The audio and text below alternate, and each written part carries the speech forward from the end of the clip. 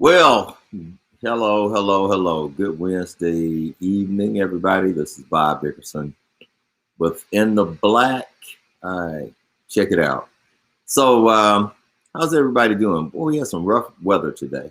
A little rough weather, and I don't know what was happening on 65 South, but it was crazy. I think that traffic was backed up to Huntsville. I mean, at least Decatur. It was really bad. I was headed that way, headed south, got off on Daniel Payne. Of course, I made it on time. I'm glad I left home in plenty of time to make my appointment on time. It was tight. It was tight. You know, I was there like right on the money, but I made it. But that traffic was bad. And so when I came back, headed north on 65, it seemed like, and this was an hour later, it seemed like it hadn't gotten any better.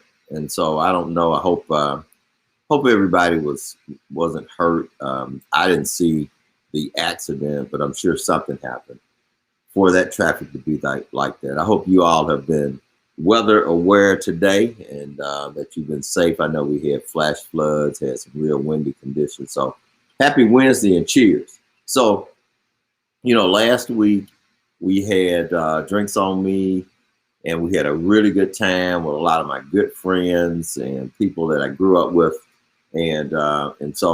But I failed to mention one thing, so I'm going to have a toast to myself. I put it on Facebook and I put it on LinkedIn and Instagram, and I appreciate all of you for following me and commenting and liking stuff. But I had a hole in one about 3 weeks ago now, and so I'm still excited about it because I've been playing golf over 20 years. It's my second hole in one, so they don't come around very often. And I'm not bragging, but I am a little proud of the fact that on a par 3 that was 167 yards, right at 170 yards, I think. I hit a 7-iron and it went in the hole. And so that's a big deal.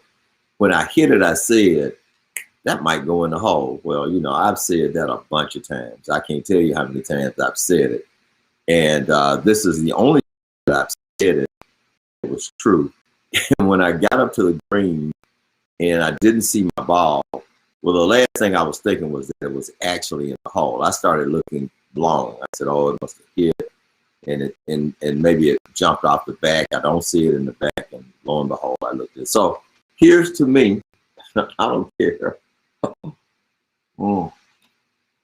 My buddies are going to have something to say about that. But anyway, thank you all for checking me out on LinkedIn. All of you that I'm connected to on LinkedIn, on Instagram, and I'm fooling around with my wife and kids. I understand I'm going to do a TikTok. Now, I don't know if I'm going to do that or not, but anyway, I've seen a few of those, and they are kind of amusing and funny. So I don't know. Who knows? I may try that. You never know. So what's up, Justin? How you doing today? So anyway, I might do a TikTok. I'm not opposed to it. So But anyway, I also want to just say that just to mention the Birmingham Business Resource Center, the A.G. Gaston Business Institute. We are here to help you. You can go on our website at gastonbusiness.com, gastonbusiness.com, register in our small business directory, Black business directory. We want to know who you are. Be sure to do that. Drinks on Me is one of the businesses that we featured last week, and of course, they're in the directory. And so from time to time, we're going to feature and interview businesses that are in our directory. Hey, Bobby, how are you doing? So anyway, register for that. And also on our Birmingham Business Resource Center website, mybdrc.biz. Be sure to go on that, and you can register for one of the many workshops and seminars that we're having all the time. We've been doing this thing called the City Source Opportunity Forum. There are a number of opportunities that major corporations are extending to small businesses in the Birmingham market now. And we want you to know what they are and meet some of the people that could potentially hire your firm or give you a contract. And so be sure to check that out. The next one is going to be on June 24th. It is virtual. It is free. It is virtual and it is free. You have to register myBBRC.biz. Register for that, and then keep up with all the other things that we're doing, just enlightening businesses. So what we do is we help people start, grow, and develop businesses by providing access to capital, technical assistance, which helps you build your capacity, and then we try to help you sell something, because nothing happens until somebody sells something, and we want to make sure that you can get the money you need, that you know what you're doing, and we can help you build the capacity, build your capacity as a business owner, and then try to help you get some customers. So actually, I'm working on something else. You know, we did the how to get your bank to say yes workshop, and we've been doing that for years, helping people understand what banks look for, what they look at, and how they look at you, and to make sure that you shore up your presentation and you're providing the bank with the information, Russ, that they need, and that it is presented and packaged in a way that they can say yes. So we did the getting your bank to say yes. We've done a lot of stuff on gaining and retaining customers, so that's been important. But one of the pieces that I'm working on now, and it'll be more than likely, it will be our next workshop or series of vignettes. But we're going to be talking about the differences or some of the characteristics of businesses that gross over $1 million in sales annually. You know, only 10% of the small businesses in this country gross more than $1 million annually. So their annual revenue is over $1 million. And I've been doing some research, and I found out, and I also believe that there are some common characteristics between, you know, when you look at folks that are grossing over $1 million consistently annually, and perhaps some who are not. Now, grossing $1 million is not a magic formula. As a matter of fact, you can gross $1 million and spend $900,000 and you got $100,000 left. You can gross $500,000 and spend $200,000, you got $300,000 left. You don't have to answer which is better, because profitability is the most important thing.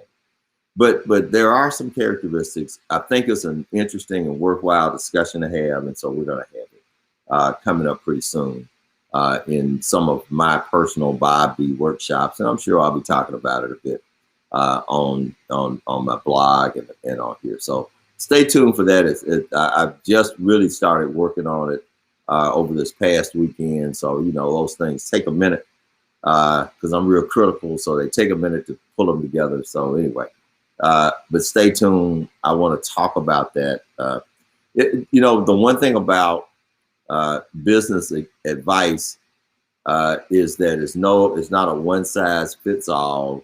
And, you know, even though I've had a lot of experience talking to business owners, working with business owners, nobody knows everything and nobody's always right.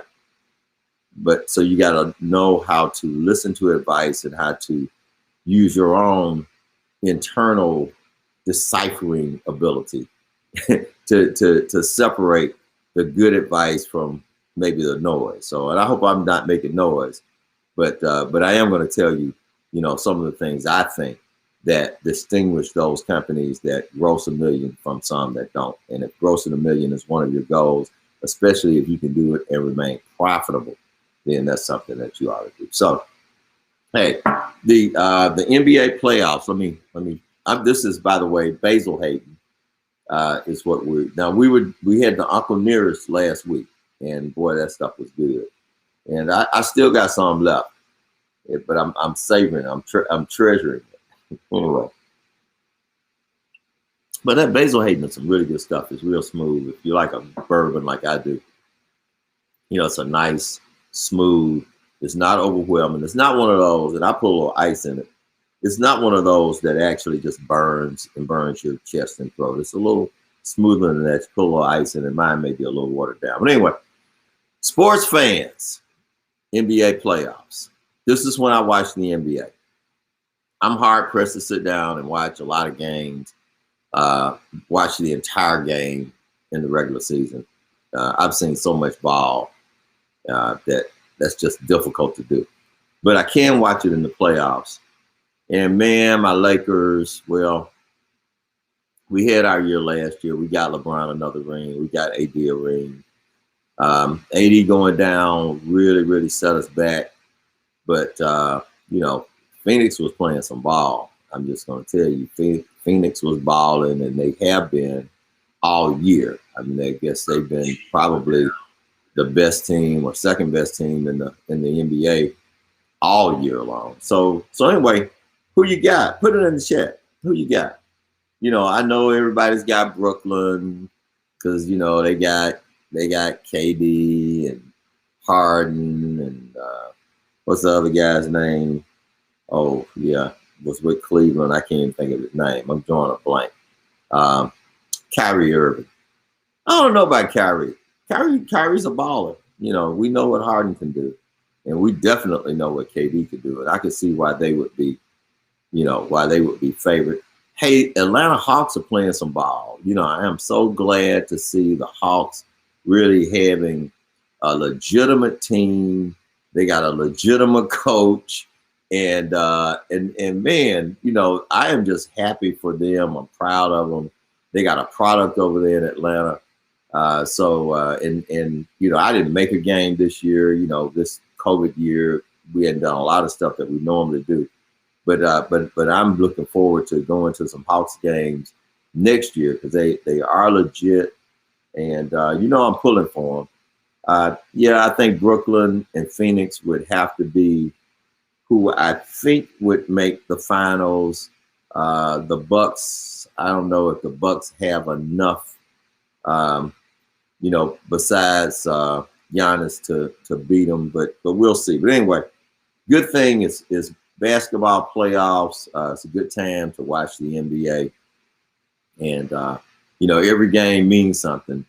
And everybody's playing hard every game. And, some of the best, the teams that are still left are really, all of them are pretty good, and you can't really count too many of them out. So we'll see. We got a few more weeks, and we'll be reporting back to you on what's happened in the NBA as time goes on. So anyway, just checking out the news. So I'm sort of mad at the media about the way they have been treating Kamala. I'm kind of mad at the media. We knew she was going to Guatemala and she was going to Mexico. Elected officials like the president and vice president, their itinerary, meaning where they're going, is public and known to the press and everybody else months before, weeks before, days before, long time before. So, to really push on her about why this trip wasn't to the border, when you've known for weeks that she was going to Guatemala and to Mexico. I think she went to Mexico City.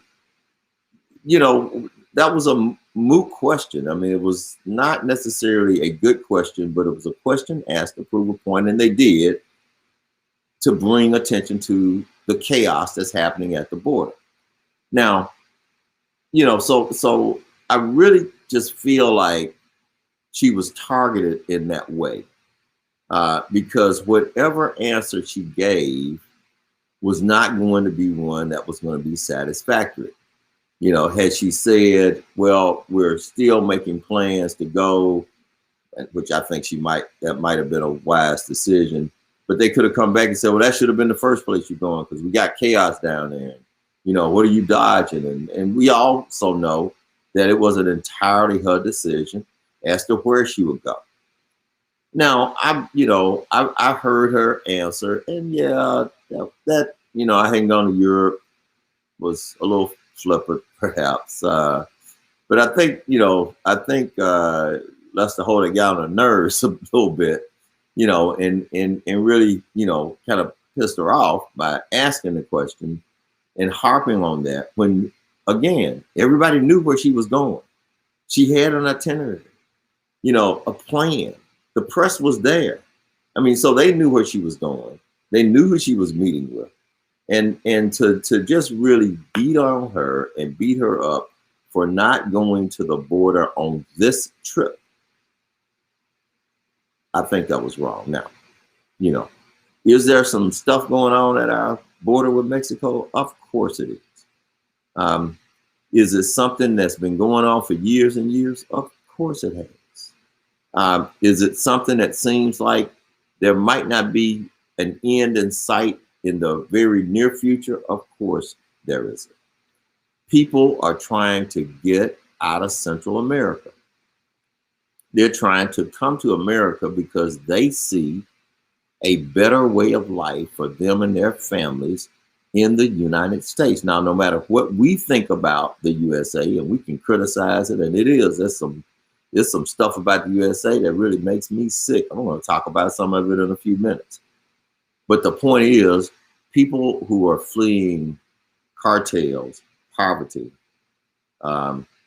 political oppression, danger, want to get away. They want to get away. And, you know, these also are the natives of this hemisphere. And I keep harping on that. You can say what you want to say. Hey, Kyra, these are the folks that God put over here. It wasn't the people that are in Congress for the most part, or in the White House even, or, you know, the most of the leaders of major corporations. It's not them. It wasn't them. By and large, their ancestors came from Europe. Our ancestors came from Africa, and then we're mixtures of a lot of stuff, some natives, some Europeans, some African, maybe even some Asian, you know, who knows. But those folks are trying to get to America because they feel like they have a better opportunity to provide for them and their families. They think that there are more opportunities here, and they are right. And that's why they're coming. And no matter what we do, short of creating the kinds of opportunities in Honduras, in El Salvador, in Guatemala, in Mexico, they're going to keep coming. They're going to keep coming. And so we've got to deal with what's happening there. At the same time, we've got to find a way, a humanitarian and compassionate way of letting folks in. And I don't think we should let gang members in, or criminals in, or murderers in, but sometimes you don't really know who they are. But families that come that don't pose any threat, we've got to figure out a way in a very humanitarian and safe and Christian way. You know, the one thing that we have embraced in this country is Christianity. You know, and there is supposed to be a separation of church and state. I get that. And, you know, we've said that for years, but if you really did a poll and you asked, you know, to equate a religion to America, it would be Christianity. Now we have Jews here, we have people, we have Muslims here, we got Buddhists and Hindus here, and we respect everybody's right to serve God the way they want to serve God, the way they have been trained and taught, and based on their culture, the way they do. But we are, by and large, a Christian state. And Christianity's tenets say to love thy neighbor. Christianity's tenets say to help the poor and the downtrodden, help the widow and the orphan. And so, you know, if we're going to live up to our creed as this melting pot where there's equal opportunity and justice for all, where we are welcoming and we're allowing people to come in that are fleeing oppression and, you know, political reprisals and danger and harm to them and their families, then we've got to find more compassionate ways and more humanitarian ways to do that. And I just don't buy that it's bad for our economy. I haven't really tried to figure out, Bernardo, why it is bad to have that want to come over here and compete for jobs because they're willing to work. Competition They tell me never hurt anybody. So, you know, so bring it on. So anyway, I'm a little mad at the media, you know, because, you know, I think that they were looking for an opportunity to pile on Kamala. And I'll admit she was flippant. She kind of helped them. But this was a setup. I don't care what anybody, it was a setup. You knew where she was going. You knew it wasn't to the border. You knew it was to Guatemala. You knew it was to Mexico. They planned this thing for months. And now you want to hit on, harp on, and beat on why you didn't go to the border. That wasn't the plan. Anyway, maybe her answers could have been better.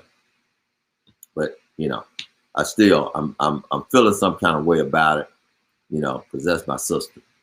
And I don't think it's because, you know, I'm being biased, because I think had the same thing happened, you know, to another elected official, I would feel the same way. Now, I would say that you shouldn't go to the border. Maybe you should, but we knew that wasn't what this trip. Now, I'll tell you somebody else I'm mad at. I'm mad at Joe Manchin. He's like, I am so mad. I am mad at Joe Manchin and Kirsten Sinema. You know, here's what I got to figure out. Were they not watching the Republicans over the past 4 years? And really, you could go back more than that.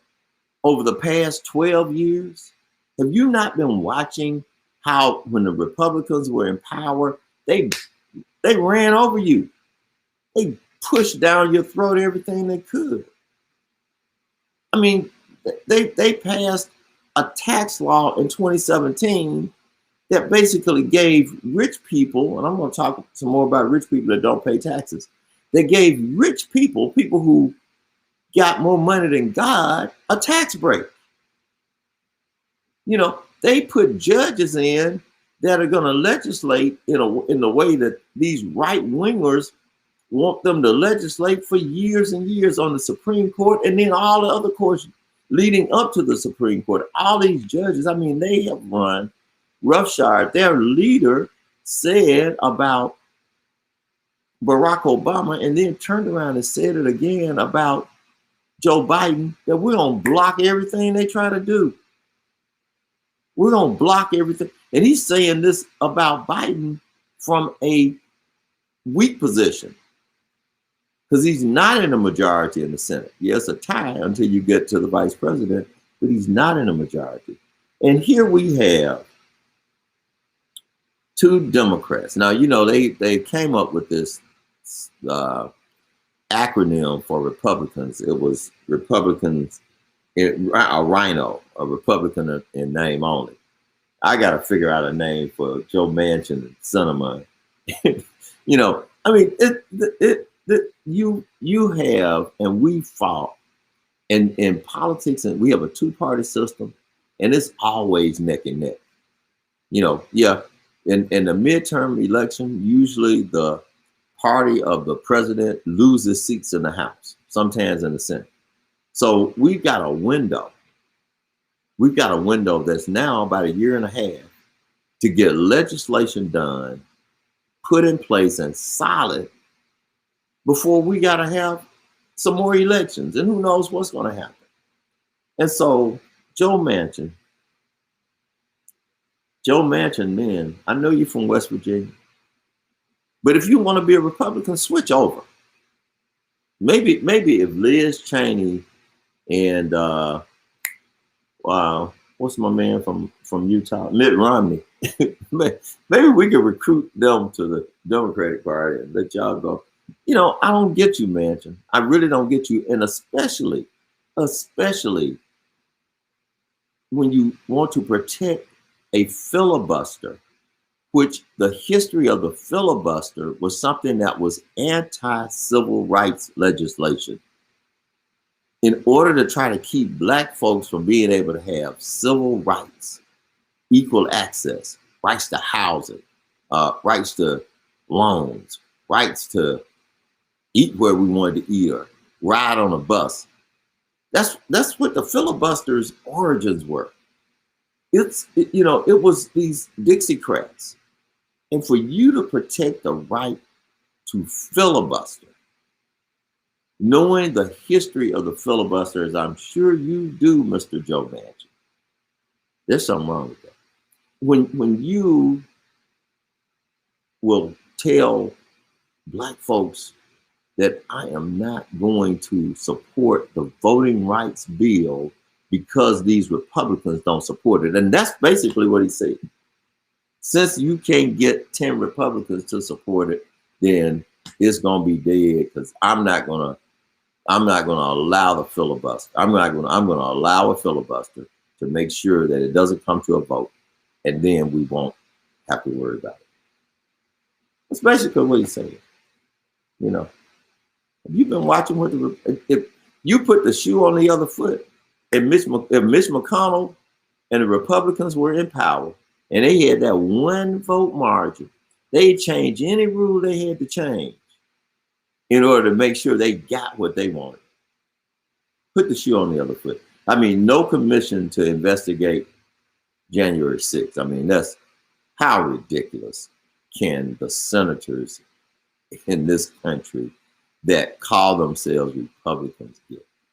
Y'all were in there scared, being run down. I've been through some of those corridors down in the bottoms and guts of the Capitol buildings. You're in there, you know, running for your life, probably about to pee in your clothes. And now you don't want to investigate it, you know, because investigating it, in your opinion, might be bad for you politically. This is some of the most ridiculous bull hockey that I have ever seen. And it's coming from seemingly one political party that coincidentally, members have said that the folks that did the January 6th insurrection were tourists. I guess they were on the citizenship tour. Hey, anybody out here old enough to remember this? I never went. My folks wouldn't pay. It probably was $300, so they weren't about to spend that money in 1960, 62 or whatever. But I know some people that went to this, and you went to the White House and you went to Congress. So I didn't go. So these folks that rioted, they were on a virtual citizenship tour. They were tourists. That's why they broke the windows, you know. That's why they beat up the guards. That's why folks died. That's why, you know, they don't want citizenship. You know, all of this, you know, I looked at the number of senators, which was curious. So you got a lot of senators and other members of Congress. And when we think about why we don't get legislation that really helps us, in a lot of ways is because the members of Congress aren't anything like us.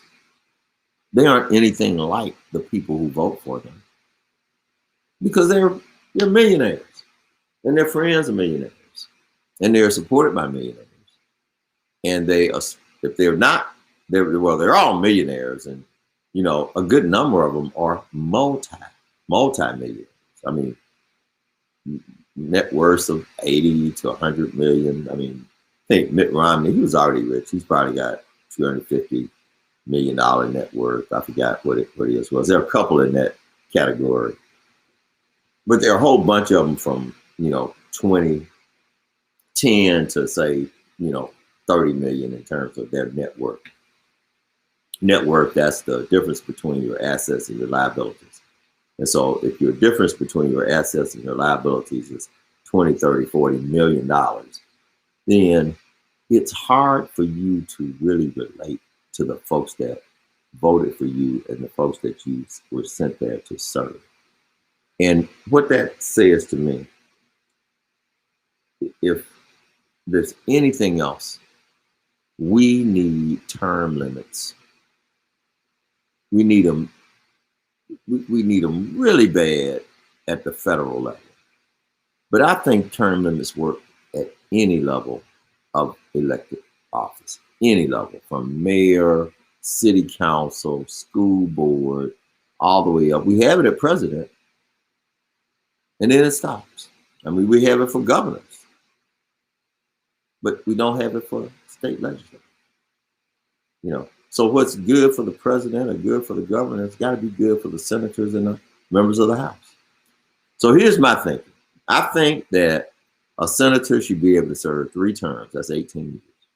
So I think 20 years ought to be a max for anybody. And I think that a member of the House could serve 10 terms. That's 20 years. They serve 2-year terms. And then you're out of there. You know, and you can take your 20, 30, $50 million net worth and go do something else with it. But I think that what we've seen is that when people aren't just trying to get reelected, then what they do is they legislate differently. Bernard, Kim, how you doing? You know, and what am I? Mo Brooks, oh my God.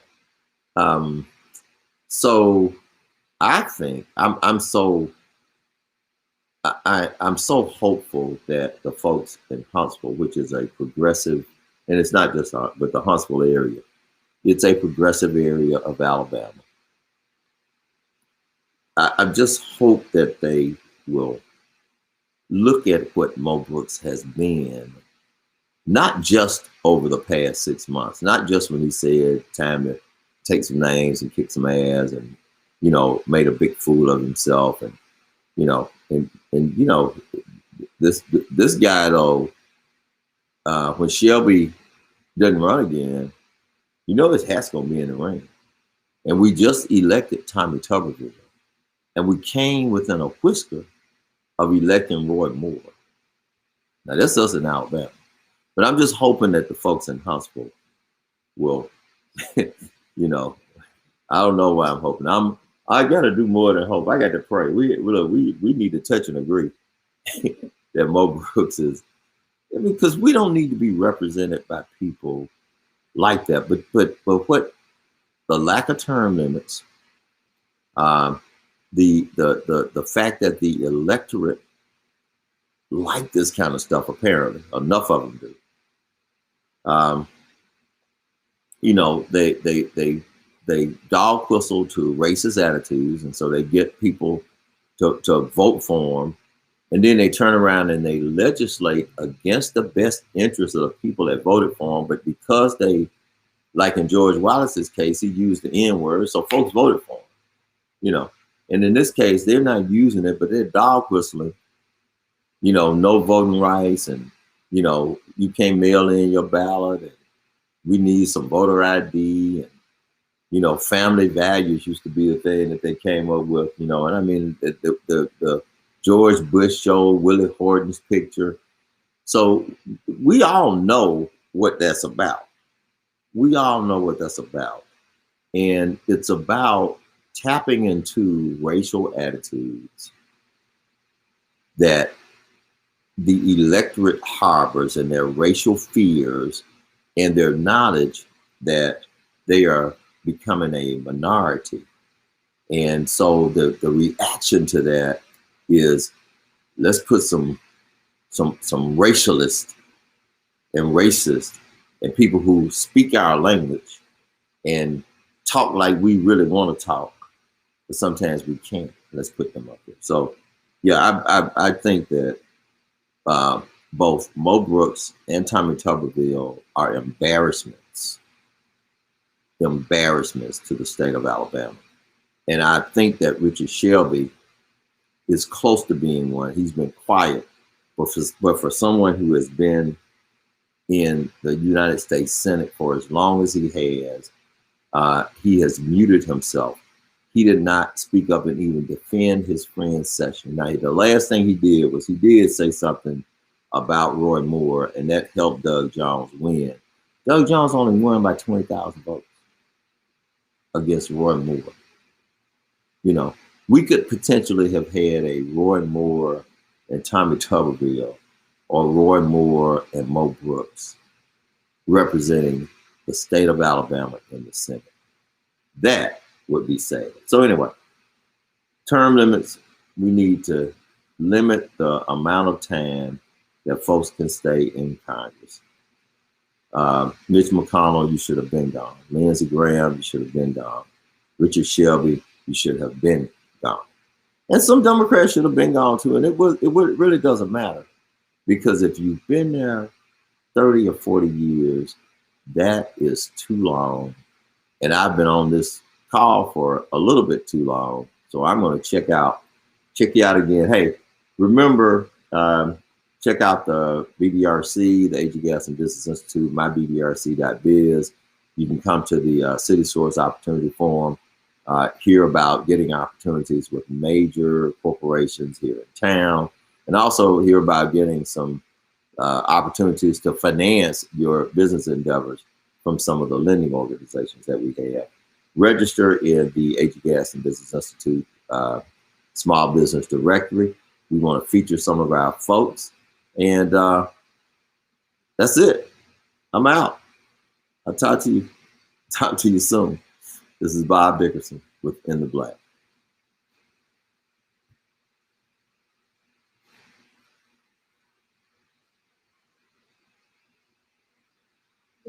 That